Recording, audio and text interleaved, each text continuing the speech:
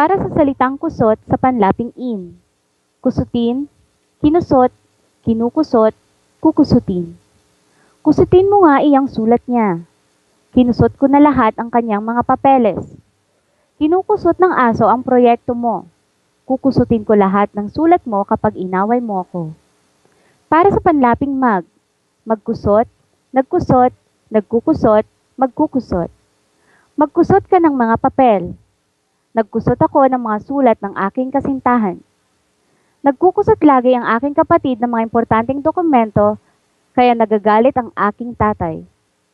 Magkukusot ako mamaya ng mga papel na hindi importante. Para sa panlaping an. Kusutan, kinusutan, kinukusutan, kukusutan. Kusutan mo nga ako ng papel at pangpupunas ko dito sa basang lamesa.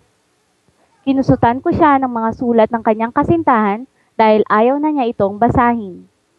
Kinukusutan ako ng kapatid ko ng papel para pangpunas sa basang sahig. Kukusutan pa ba kita mamaya ng mga sulat ng iyong asawa? Para sa panlaping ma. Makusot, nakusot, nakukusot, makukusot. Ingatan mo ang paghawak sa papeles na iyan, baka makusot.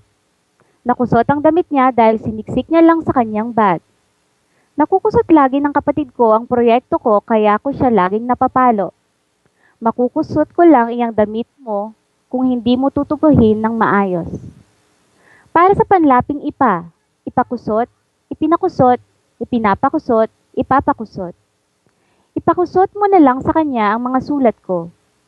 Ipinakusot ko kay Ken ang mga sulat ng aking dating kasintahan. Ipinapakusot mo ba sa kanya ang sulat ko? Ipapakusot ko na lang lahat ang mga sulat mo.